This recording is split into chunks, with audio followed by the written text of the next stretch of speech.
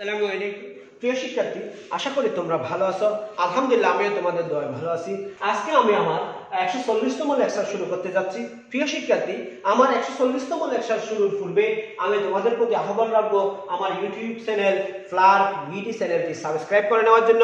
ফ্লার্ক ভিডি চ্যানেলটি সাবস্ক্রাইব করে নিলে আশা করি তোমরা উপকৃত হবে। প্রিয় শিক্ষার্থী, আজকে একাদশ শ্রেণীর পদার্থবিজ্ঞান প্রথম পত্রের নিউটনীয় বলবিদ্যা অধ্যায় থেকে দুইটি নতুন টপিকস নিয়ে আলোচনা করব। আজকের আলোচনার প্রথম টপিকস হচ্ছে নিশ্চল কোণ বা স্থিতি কোণ। নিশ্চল কোণ বা কি কোণ? স্থিতি কোণ। দেখো প্রিয় শিক্ষার্থী, আমরা এখানে একটি বস্তু একটি আনত তলের উপর এবি আনত তলের উপর একটি ব্লক বা বস্তুকে স্থির অবস্থায় রাখলাম। একটি ব্লক বা বস্তুকে কি রাখলাম? স্থির অবস্থায় রাখলাম। বস্তুটা এই আনত তল বেয়ে গড়িয়ে বা আনত তল বেয়ে বস্তুটি নিচের দিকে পড়ে যেতে পারে। এই আনত তলটা আনুভূমিকের সাথে থিটা ডিগ্রি কোণ উৎপন্ন করে। আনত তলটা আনুভূমিকের সাথে কত ডিগ্রি কোণ উৎপন্ন করে? থিটা ডিগ্রি কোণ উৎপন্ন করে। দেখো বস্তুটার উপর বল প্রয়োগ, বস্তুটা স্থির অবস্থায় রাখলে আনত তলের উপর ব্লকটি বা বস্তুটি একটি অবিলম্বিক প্রতিক্রিয়া বল বা ওই বস্তুটির ওজন ডাব্লিউ নিচের দিকে ক্রিয়া করতেছে। সেখানে বস্তুটি আনত তল বস্তুটির উপর একটি অবিলম্ব প্রতিক্রিয়া বল প্রয়োগ করতেছে।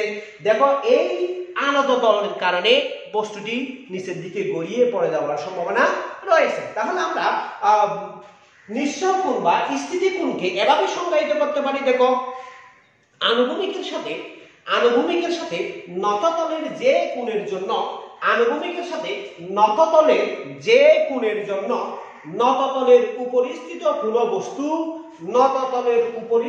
কোনো বস্তু গতিশীল হওয়ার উপক্রম হয়, সেই কোণকে আমরা স্থিতি কোণ বা নিশ্চল কোণ বলতে পারি। আবার বলতেছি, আনুভূমিকের সাথে নততলের যে কোণের জন্য নততলের উপরিস্থিত কোণে একটি বস্তু গতিশীল হয় বা গতিশীল হওয়ার উপক্রম হয়, সেই কোণটাকে আমরা বলবো স্থিতি বা নিশ্চল কোণ। স্থিতি বা কি কোণ?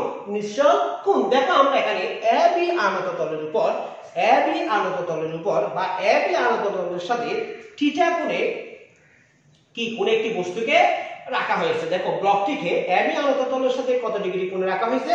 থিটা কোণে রাখা হয়েছে। মনে করলাম বস্তুটির ওজন ডাব্লিউ, বস্তুটির উপর প্রয়োগকৃত বল সম্বল এফ এবং বস্তুটির উপর অবিলম্বিক প্রতিক্রিয়া বল কি বল? অবিলম্বিক প্রতিক্রিয়া বল হচ্ছে আর। দেখো, নততলে এই যে বস্তুটির ওজন, নততলে বস্তুটির যে ওজন ডাব্লিউ ক্রিয়া করতেছে, সেই ওজনকে দুটি উপাংশে বিভক্ত করা যায়। একটা হচ্ছে নততলের আনুভূমিক বরাবর, আর একটা হচ্ছে নততলের সাথে লম্ব বরাবর। একটা হচ্ছে নততলের আনুভূমিক বরাবর, আর একটা হচ্ছে কি নততলের সাথে লম্ব বরাবর। দেখো, নততলের লম্ব দিকে উপাংশ আমরা পাই। এখান থেকে যদি আমরা দেখো এই কোণটা যদি থিটা হয়, তাহলে এই নততলের সাথে ব্লক যে লম্ব তৈরি করছে সেটা এবং ওজন, আমরা জানি যে বস্তুর ওজন সবসময় পৃথিবীর কেন্দ্রের দিকে ক্রিয়া করে। তাহলে ওজন এবং নততলের সাথে ব্লকের যে লম্ব উপাংশ সেটি থিটা ডিগ্রি কোণ উৎপন্ন করে। যদি এটা থিটা ডিগ্রি কোণ উৎপন্ন করে, তাহলে দেখো এই কোণটা যদি থিটা হয়, এই রেখাটা যদি আমি এখানে নিয়ে আসি, দেখো আমি এটাকে এভাবে লিখতেছি একটু। দেখো, তাহলে এটা যদি থিটা হয়, এটা হবে ভূমি, এটা হবে কি লম্ব। কিসের জন্য লম্ব?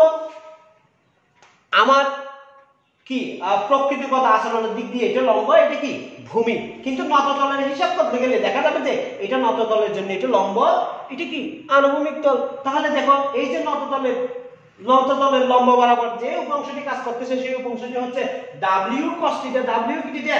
Cos theta. এইটা সমান আমরা পাবো ডাব্লিউ কস থিটা, আর এটা সমান পাবো কি ডাব্লিউ sin থিটা। তাহলে এখানে নততলের ভূমি বরাবর আমরা পাচ্ছি কি উপাংশ পাচ্ছি ডাব্লিউ sin থিটা। প্রিয় শিক্ষার্থী, দেখো, এই নততলের যে লম্ব বরাবর বা উলম্ব বরাবর যে উপাংশটা পাইছি, সেটা প্রতিক্রিয়া বল আর এর সমান হওয়ার কারণে এবং বিপরীতমুখী হওয়ার কারণে আর এবং ডাব্লিউ cos থিটা পরস্পরকে কি করে দেবে? নিষ্ক্রিয় করে দেবে। আমি আবার বলতেছি, এই নততলের লম্ব বরাবর যে ডাব্লিউ এর উপাংশ পাইছি বা ডাব্লিউ cos থিটা যে উপাংশটা পাইছি, সেই উপাংশটা অবিলম্বিক প্রতিক্রিয়া বল আর এর সমান ও বিপরীতমুখী হওয়ার কারণে এরা পরস্পরকে কি করে দেবে? নিষ্ক্রিয় করে দেবে। তাহলে থাকতেছে কি অনুভূমিক তল বরাবর w sin θ থাকতেছে। অনুভূমিক তল বরাবর কি থাকতেছে w sin θ থাকতেছে। দেখো এই w sin θ ঘর্ষণ বল F এর বিপরীত দিকে কাজ করবে। ঘর্ষণ বল F এর কোন দিকে কাজ করবে বিপরীত দিকে কাজ করবে। কারণ এখানে ঘর্ষণ বল দেখো বস্তুটি যদি এদিকে গড়িয়ে পড়ে বস্তুটির গড়িয়ে পড়ার দিকের বিপরীত দিকে ঘর্ষণ বল কি করবে ক্রিয়া করবে। তাহলে নিশ্চয়ই একটা উপরের দিকে ক্রিয়া করবে, ঘর্ষণ বল নিশ্চয়ই উপরের দিকে হবে। এই যে w sin θ যেদিকে কাজ করতেছে তার বিপরীত দিকে হবে। তাহলে w sin θ এবং ঘর্ষণ বল পরস্পর আমরা এখানে কি বলতে পারি সমান বলতে পারি যদি ব্লকটি স্থির অবস্থায় থাকে। যদি ব্লকটি কি অবস্থায় থাকে স্থির অবস্থায় থাকে। ব্লকটি স্থির অবস্থায় আমরা লিখতে পারি w sin θ সমান f। w sin θ সমান কি f কখন যদি ব্লকটি কি হয় স্থির অবস্থায় থাকে। এখন দেখো এই কোণটা যদি বড় করি এই আনত তলটাও ধীরে ধীরে খাড়া হওয়ার চেষ্টা হয়ে যাবে। কি হবে ধীরে ধীরে একটু একটু খাড়া হবে। আমরা জানি যে আনত তল যদি বেশি খাড়া হয়ে যায় তাহলে বস্তু সেখানে কি করতে পারবে না স্থির থাকতে পারবে না। তার মানে বস্তুটির গতি ধীরে ধীরে কি হয়ে যাবে বেড়ে যাবে। অর্থাৎ θ যদি বৃদ্ধি পায় তাহলে ওমেগা sin θ কি পাবে w sin θ কি পাবে ধীরে ধীরে বৃদ্ধি পাবে। w sin θ ধীরে ধীরে কি পাবে বৃদ্ধি পাবে। আর w sin θ যদি ধীরে ধীরে বৃদ্ধি পায় 1 নং সমীকরণ থেকে আমরা বলতে পারি f এর মানও ধীরে ধীরে বৃদ্ধি পাবে। আবার বলতেছি আমি যদি আনত কোণ θ ধীরে ধীরে বৃদ্ধি করি আনত কোণ বা স্থিতি কোণ বা নিশ্চল কোণ যদি আমি ধীরে ধীরে কি করি বৃদ্ধি করি তাহলে w sin θ ধীরে ধীরে বৃদ্ধি পাবে। আর w sin θ যদি ধীরে ধীরে বৃদ্ধি পায় তাহলে বস্তুর উপর ঘর্ষণ বল F ধীরে ধীরে বৃদ্ধি পাবে। মনে করলাম একটি নির্দিষ্ট কোণ θs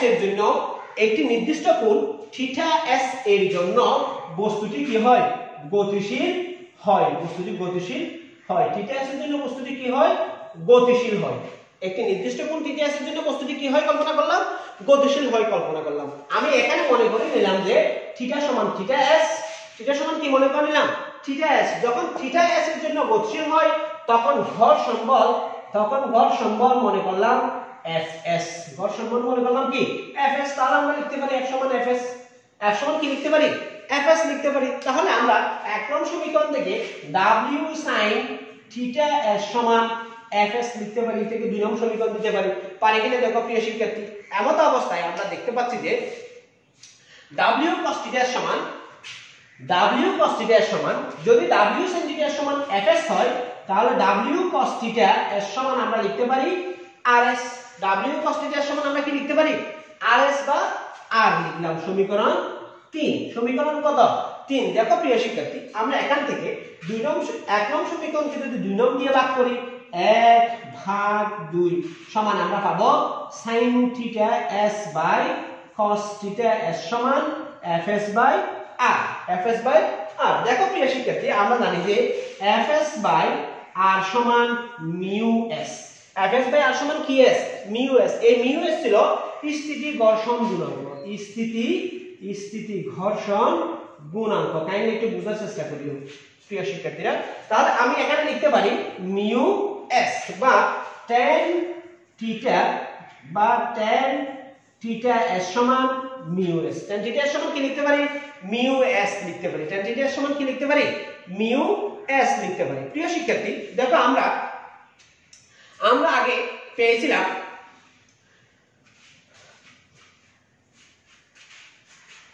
এটাকে আমি 4 নং সমীকরণ দিলাম। দেখো আমরা জানি যে কাইন্ডলি একটু দেখবা প্লিজ। আমরা জানি যে tan ল্যামডা সমান mu s। সমীকরণ 5। এখানে tan ল্যামডা হচ্ছে যে ঘর্ষণ কোণ। ল্যামডা হচ্ছে যে কি গুণ ল্যামডা সমান ঘর্ষণ কোণ। এটা আমরা জানি আগে পড়ছি আমরা ল্যামডা সমান ঘর্ষণ কোণ। তাহলে এখান থেকে 5 নং এবং 4 নং থেকে পাই 4 ও 5 হতে আমরা পাই tan θs সমান tan ল্যামডা। বা থিটা এস সমান ল্যামডা। থিটা এস সমান কি ল্যামডা। তাহলে প্রিয় শিক্ষার্থী দেখো ঘর্ষণ কোণ এবং নিশ্চল কোণ পরস্পর কি হয়ে যায় সমান হয়ে যায়। তাহলে আমরা দেখতে পাচ্ছি ঘর্ষণ কোণ এবং নিশ্চল কোণ পরস্পর সমান হয়ে যায়। এটাই হচ্ছে ঘর্ষণ কোণ ও নিশ্চল কোণের সম্পর্ক। দেখো স্থিতি কোণ শুধুমাত্র নততলের ক্ষেত্রে প্রযোজ্য। স্থিতি কোণ শুধুমাত্র কিসের ক্ষেত্রে প্রযোজ্য নততলের ক্ষেত্রে প্রযোজ্য, কিন্তু ঘর্ষণ কোণ সমতল নততল উভয় ক্ষেত্রেই প্রযোজ্য। স্থিতি কোণ শুধুমাত্র নততলের ক্ষেত্রে প্রযোজ্য, কিন্তু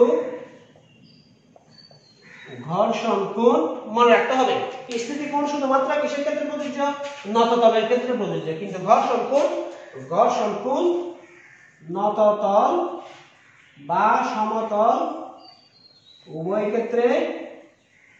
ক্ষেত্রে কি প্রযোজ্য। আশা করি প্রিয় শিক্ষার্থী তোমরা স্থিতি কোণ বা নিশ্চল কোণ সম্বন্ধে বুঝতে পারছো। এখন আমরা গতীয় বা চলঘর্ষণ গুণাঙ্ক সম্পর্কে আলোচনা করি। দেখো প্রিয় শিক্ষার্থী গতীয় বা চলঘর্ষণ, গতীয় বা কি ঘর্ষণ চলঘর্ষণ, দেখো বা কাইনেটিক ফ্রিকশন, দেখো গতীয় বা চলঘর্ষণ। দেখো পরস্পরের সংস্পর্শে বা পরস্পরের স্পর্শে থেকে একটি বস্তু যদি অপর একটি বস্তুর উপর দিয়ে চলাচল করে এবং সে সময় ঘর্ষণের সৃষ্টি হয় তাকে চল বা গতীয় ঘর্ষণ বলা হয়। চল বা কি ঘর্ষণ বলে গতীয় ঘর্ষণ বলে। আবার বলতেছি পরস্পরের সংস্পর্শে বা সংস্পর্শ থেকে যখন একটি বস্তু আরেকটি বস্তুর উপর দিয়ে কি হয় গতিশীল হয়, একটি বস্তু আরেকটি বস্তুর উপর দিয়ে কি হয় গতিশীল হয়, তখন সেই ক্ষেত্রে যে ঘর্ষণ বল কাজ করে সেই ঘর্ষণকে বা সেই ক্ষেত্রে যে ঘর্ষণের সৃষ্টি হয় সেই ঘর্ষণকে আমরা বলতে পারি গতীয় ঘর্ষণ বা চল ঘর্ষণ। গতীয় ঘর্ষণ বা কি ঘর্ষণ চল ঘর্ষণ। যেমন মনে করা এই যে একটি বস্তুর উপর দিয়ে দেখো আমি একটি বস্তুকে ঠেলে নিয়ে যাচ্ছি, এই যে একটি বস্তুর উপর দিয়ে একটি বস্তুকে ঠেলে নিয়ে যাচ্ছি, এই যে ঠেলে নিয়ে যাওয়ার সময় দুটি বস্তু একটির সাপেক্ষে আরেকটি কি গতিশীল, এই ক্ষেত্রে যে পরস্পর এই ক্ষেত্রে যে কারণে তাদের পরস্পরের গতিকে অর্থাৎ একজনের সাপেক্ষে আরেকজনের গতি বাধাপ্রাপ্ত হয় সেই কারণকে আমরা বলবো গতীয় ঘর্ষণ। বা সেই ক্ষেত্রে যে বল প্রয়োগ করে ঘর্ষণ বা গতি বাধাপ্রাপ্ত হয় বা গতি প্রতিরোধ হয় সেই বলকে আমরা কি বলবো গতীয় ঘর্ষণ বা চল ঘর্ষণ বলবো। গতীয় ঘর্ষণের কয়েকটি সূত্র রয়েছে বা গতীয় ঘর্ষণের কয়েকটি শর্ত রয়েছে, দেখো আমরা সেগুলো একটু আলোচনা করব। 1 নম্বর চল ঘর্ষণ বা গতীয় ঘর্ষণ সর্বদা বস্তুর বিপরীত দিকে ক্রিয়া করবে। বস্তুর কোন দিকে ক্রিয়া করবে বিপরীত দিকে ক্রিয়া করবে। 2 নম্বর একের সাপেক্ষে অন্যের আপেক্ষিক গতি যদি না থাকে, একটি বস্তুর সাপেক্ষে যদি দ্বিতীয় একটি বস্তুর অর্থাৎ যার সাপেক্ষে বস্তুটি গতিশীল, যার উপর দিয়ে বস্তুটি গতিশীল সেই বস্তুর যদি কি না হয় আপেক্ষিক গতি না থাকে সেই ক্ষেত্রে সেখানে কি হবে না চল ঘর্ষণ বা গতীয় ঘর্ষণ সৃষ্টি হবে না, এবং সেই ক্ষেত্রে চল ঘর্ষণ বা গতীয় ঘর্ষণ হবে অবিলম্ব প্রতিক্রিয়ার সমানুপাতিক। অবিলম্ব প্রতিক্রিয়ার সমানুপাতিক আমরা মানে সেটি স্থিতি ঘর্ষণ বলে দিতে পারি, কারণ আপেক্ষিক গতি না থাকলে সেটা তার গতীয় ঘর্ষণ হচ্ছে না, সেটি কি ঘর্ষণ হবে চল ঘর্ষণ হবে, স্থিতি ঘর্ষণ হবে। আমরা জানি যে স্থিতি ঘর্ষণ অবিলম্ব প্রতিক্রিয়ার কি, তাহলে এখানে অবিলম্বিক প্রতিক্রিয়া যে পরিমাণ হবে ঘর্ষণ চল ঘর্ষণে ঠিক সেই পরিমাণ হবে যদি একটি আরেকটির সাপেক্ষে কি না হয় গতিশীল না হয়। এরপরে দেখো চল ঘর্ষণ মিলনতলের ক্ষেত্রফলের উপর নির্ভর করে না। চল ঘর্ষণ বা গতীয় ঘর্ষণ মিলনতলের কিসের উপর নির্ভর করে না ক্ষেত্রফলের উপর নির্ভর করে না, বরং মিলনতল দুটির প্রকৃতি ও অবস্থার উপর নির্ভর করে। মিলনতল দুটির প্রকৃতি ও কিসের উপর নির্ভর করে অবস্থার উপর নির্ভর করে। এরপরে 4 নম্বর বলতে পারি যদি বেগ বেশি না হয় তাহলে ঘর্ষণ বেগের উপর নির্ভর করবে না। যদি বেগ বেশি না হয় তাহলে ঘর্ষণ কিসের উপর নির্ভর করবে না বেগের উপর নির্ভর করবে না। প্রিয় শিক্ষার্থী তোমরা গতীয় ঘর্ষণ এবং গতীয় ঘর্ষণের সূত্রগুলি মোটামুটি বুঝতে পারছো। এখন আমরা গতীয় ঘর্ষণ গুণাঙ্ক নিয়ে আলোচনা করব। দেখো মনে করলাম কোন একটি বস্তু আরেকটি বস্তুর উপর দিয়ে কি আছে গতিশীল আছে, কোন একটি বস্তু আরেকটি বস্তুর উপর দিয়ে কি আছে গতিশীল আছে বা আপেক্ষিক গতিতে কি আছে চলমান অবস্থায় আছে। দেখো প্রিয় শিক্ষার্থী যদি গতিশীল থাকা অবস্থায় গতীয় ঘর্ষণের বা চল ঘর্ষণের সীমাস্থ মান গতীয় ঘর্ষণের বা চল ঘর্ষণের গতীয় ঘর্ষণের বা ঘর্ষণ বলের গতীয় ঘর্ষণ বলের সীমাস্থ মান এবং অবিলম্বিক প্রতিক্রিয়া কিসের প্রতিক্রিয়া অবিলম্বিক প্রতিক্রিয়া বল, অবিলম্বিক প্রতিক্রিয়া বল। কি কি বললাম? গতীয় ঘর্ষণ বলের সীমাস্থ মান এবং অবিলম্বিক প্রতিক্রিয়া বলের অনুপাত একটি ধ্রুব রাশি। এই ধ্রুব রাশিকে বলা হয় গতীয় ঘর্ষণ গুণাঙ্ক, একে মিউ কে দ্বারা প্রকাশ করা হয়। আবার বলতেছি, যদি কোন একটি বস্তু আরেকটি বস্তুর উপর দিয়ে কি সংস্পর্শে থেকে গতিশীল হয়, সেই ক্ষেত্রে গতীয় ঘর্ষণের সীমাস্থ মান এবং অবিলম্বিক প্রতিক্রিয়া বলের অনুপাতিকটি কি রাশি হয়? ধ্রুব রাশি হয়। এই ধ্রুব রাশিকে আমরা বলতে পারি গতীয় ঘর্ষণ গুণাঙ্ক, একে মিউ কে দ্বারা প্রকাশ করা হয়। একে কি দ্বারা প্রকাশ করা হয়? মিউ কে দ্বারা প্রকাশ করা হয়। দেখো, গতীয় ঘর্ষণ বলের সীমাস্থ মানকে যদি আমি এফ কে দ্বারা প্রকাশ করি এবং অবিলম্বিক প্রতিক্রিয়া যদি আর হয়, তাহলে আমরা লিখতে পারি মিউ কে সমান এফ কে বাই আর, বা এফ কে সমান মিউ কে ইনটু কি আর। এটাকে আমি 1 নাম্বার সমীকরণ দিলাম। আশা করি প্রিয় শিক্ষার্থী তোমরা গতীয় ঘর্ষণ গুণাঙ্ক কি জিনিস বুঝতে পারছো। দেখো, গতীয় ঘর্ষণ গুণাঙ্ক যেহেতু ধ্রুব রাশি, এর কোনো কি নেই, একক নেই, শুধু এই রাশিটা কি রাশি? সংজ্ঞা জ্ঞাপক রাশি, সংজ্ঞা কি জ্ঞাপক রাশি। গতীয় ঘর্ষণ গুণাঙ্ক তোমরা আশা করি বুঝতে পারছো। এখন আমরা গতীয় ঘর্ষণ কোণ কি জিনিস আলোচনা করব। গতীয় ঘর্ষণ কোণ, গতীয় ঘর্ষণ কোণ। দেখো, গতীয় ঘর্ষণ কোণ ওই যে স্থিতি ঘর্ষণ কোণ বা নিশ্চল ঘর্ষণ কোণের মতন এখানে গতীয় ঘর্ষণের সীমাস্থ মান ও অবিলম্বিক প্রতিক্রিয়া, গতীয় ঘর্ষণ ও অবিলম্বিক প্রতিক্রিয়ার লব্ধির সাথে, গতীয় ঘর্ষণ ও অবিলম্বিক প্রতিক্রিয়ার লব্ধির সাথে আমরা আগেরটাতে স্থিতি ঘর্ষণ কোণ বা স্থিতি ঘর্ষণ কোণের সংজ্ঞা দিয়েছিলাম। ওই যে স্থিতি ঘর্ষণের সীমাস্থ মান এবং অবিলম্বিক প্রতিক্রিয়ার লব্ধির সাথে অবিলম্বিক প্রতিক্রিয়ার মধ্যকার যে কোণ উৎপন্ন হয়, অর্থাৎ এরকম ছিল। দেখো, এই যে এটা এস, এটা আর, এস এবং আর এর মধ্যে এটা ছিল এফএস, এটা ছিল এস, এটা ছিল আর। এই আর এবং এফএস এর লব্ধি ছিল এস। এস এবং আর এর মধ্যবর্তী যে কোণ উৎপন্ন হয় সেটাকে আমরা বলছিলাম স্থিতি ঘর্ষণ কোণ বা ঘর্ষণ কোণ। এই ক্ষেত্রে গতীয় ঘর্ষণ কোণের ক্ষেত্রেও ওই যে গতীয় ঘর্ষণের সীমাস্থ মান এবং অবিলম্বিক প্রতিক্রিয়ার লব্ধির সাথে অবিলম্বিক প্রতিক্রিয়ার লব্ধির সাথে অবিলম্বিক প্রতিক্রিয়া যে কোণ উৎপন্ন করে সেটাকে আমরা বলতে পারি গতীয় ঘর্ষণ কোণ। এই গতীয় ঘর্ষণ কোণকে থিটা কে দ্বারা প্রকাশ করা হয়। গতীয় ঘর্ষণ কোণকে কি দ্বারা প্রকাশ করা হয়? থিটা কে দ্বারা প্রকাশ করা হয়। দেখো, স্থিতি ঘর্ষণ কোণের সমীকরণের ন্যায়, স্থিতি ঘর্ষণ কোণের সমীকরণের ন্যায় আমরা এখানেও বলতে পারি মিউ কে সমান tan থিটা কে, মিউ কে সমান tan থিটা কে, বা থিটা কে সমান tan ইনভার্স মিউ কে। এটাই হচ্ছে গতীয় ঘর্ষণ কোণের সমীকরণ। এটাই হচ্ছে কিসের সমীকরণ? গতীয় ঘর্ষণ কোণের সমীকরণ। প্রিয় শিক্ষার্থী, আশা করি তোমরা গতীয় ঘর্ষণ কোণ কি জিনিস বুঝতে পারছো।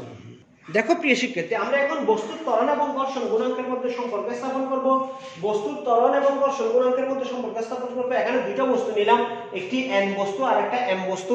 একটি এম বস্তুর উপর এন বস্তুকে স্থাপন করলাম। দেখো, এই এন বস্তুর ভর হচ্ছে স্মল এম, তার মানে এন বস্তু কর্তৃক এম বস্তুর উপর প্রয়োগকৃত ওজন হচ্ছে স্মল এম জি, এবং এন বস্তুর উপর প্রয়োগকৃত বল বা প্রযুক্ত বল হচ্ছে পি। এন বস্তুর উপর প্রযুক্ত বল হচ্ছে পি।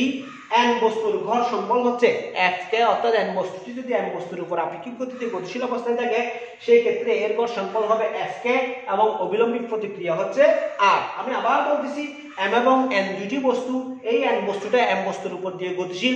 মনে করে নিলাম এন বস্তুটির ভর স্মল এম, তাহলে এন বস্তু কর্তৃক এম বস্তুর উপর প্রয়োগকৃত ওজন ডাব্লিউ সমান এম জি, এন বস্তুর উপর প্রযুক্ত মোট বল ফি, এবং এন বস্তুর ঘর্ষণ বল হচ্ছে এফ কে, অবিলম্বিক প্রতিক্রিয়া হচ্ছে আর। তাহলে আমরা লিখতে পারি এম ও এন দুইটি বস্তু, এন বস্তুর বল স্মল এম, প্রযুক্ত বল ফি, এন বস্তুর ত্বরণ যদি স্মল এ কল্পনা করি এবং গতীয় ঘর্ষণ গুণাঙ্ক যদি মিউ কে হয়, ঘর্ষণ গুণাঙ্কের সমীকরণ অনুযায়ী আমরা লিখতে পারি এফ কে সমান মিউ কে ইনটু আর। দেখো, তাহলে এন বস্তুর উপর যেহেতু মোট ফি বল প্রয়োগ করার কারণে ফি বল প্রয়োগ করছি, এফ কে পরিমাণ ঘর্ষণ হচ্ছে, তাহলে কার্যকর বল কত হবে? দেখো, এন বস্তুটির কার্যকর বল এফ সমান, অর্থাৎ যে পরিমাণ বল এখানে কাজ করবে অর্থাৎ বস্তুটিকে গতিশীল করবে সেই বস্তুটির পরিমাণ F হলে F সমান মোট প্রযুক্ত বল বিয়োগ ঘর্ষণ বল। মোট প্রযুক্ত বল ছিল F, মোট প্রযুক্ত বল ছিল P, ঘর্ষণ বল ছিল Fk। আমি Fk এর মান এখান থেকে বসাই দিলাম, তাহলে F সমান P মাইনাস UKR। এটাকে আমি 1 নং সমীকরণ দিলাম। দেখো আবার আমরা জানি যে নিউটনের গতির দ্বিতীয় সূত্র থেকে আমরা জানি যে F সমান ma। F সমান যদি ma হয় তাহলে আমরা লিখতে পারি F সমান যদি ma হয় 1 ও 2 নং সমীকরণ থেকে আমরা লিখতে পারি ma সমান P মাইনাস UKR বা a সমান P minus mu KR by m, সমীকরণ 3। এটাই হচ্ছে ঘর্ষণ গুণাঙ্ক এবং ত্বরণের মধ্যে সম্পর্ক। ঘর্ষণ গুণাঙ্ক এবং ত্বরণের মধ্যে কি সম্পর্ক। এখান থেকে আমরা পাই 3 হতে আমরা পাই, দেখো 3 হতে আমরা কি পাই, 1 নাম্বার পাচ্ছি গতীয় ঘর্ষণ গুণাঙ্ক বেশি হলে ত্বরণ কম হয়। গতীয় ঘর্ষণ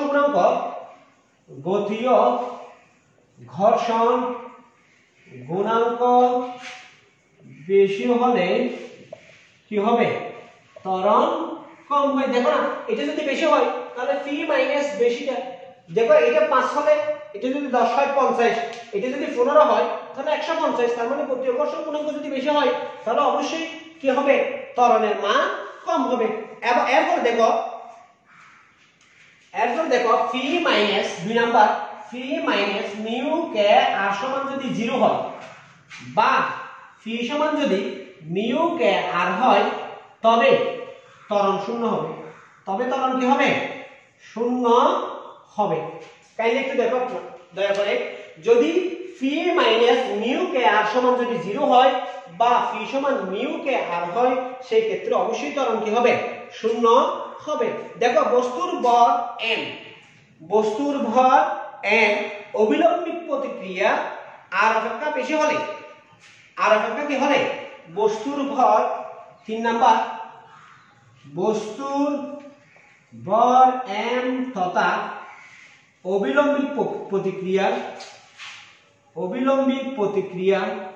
বস্তুর ভর m তথা অবিলম্বিক প্রতিক্রিয়া, বস্তুর ভর m অথবা অবিলম্বিক প্রতিক্রিয়া বল আর যদি কি হয়, আর বেশি হলে প্রতিক্রিয়া আর বেশি হলে ত্বরণ কম হবে। ত্বরণ কি হবে, কম হবে। কেন, দেখো আমার যদি এখানে ভর বেশি হয় তাহলে ভাগফল অবশ্যই কম হবে, আবার আর যদি বেশি হয় সেই ক্ষেত্রেও বিয়োগফল কি হচ্ছে, কম হচ্ছে। তাহলে আমরা দেখতেছি যে বস্তুর ভর বেশি হলেও ত্বরণ কম হবে, আবার অবিলম্বিক প্রতিক্রিয়া বেশি হলেও ত্বরণ কম হবে, এবং গতীয় ঘর্ষণ গুণাঙ্ক বেশি হলে সেই ক্ষেত্রেও ত্বরণ কমে যাবে। P মাইনাস মিউ কে আর ইনটু আর সমান 0 হলে বা P সমান মিউ কে আর হলে সেই ক্ষেত্রে কি হবে, ত্বরণ শূন্য হবে। প্রিয় শিক্ষার্থী, আশা করি তোমরা বুঝতে পারছো। আমি আজকের এপিসোড শেষ করার পূর্বে আবারও আমার ইউটিউব চ্যানেল ফ্লার্ক বিডি সাবস্ক্রাইব করার আহ্বান রেখে এখানে শেষ করলাম। আসসালামু আলাইকুম ওয়া রাহমাতুল্লাহি ওয়া বারাকাতুহু।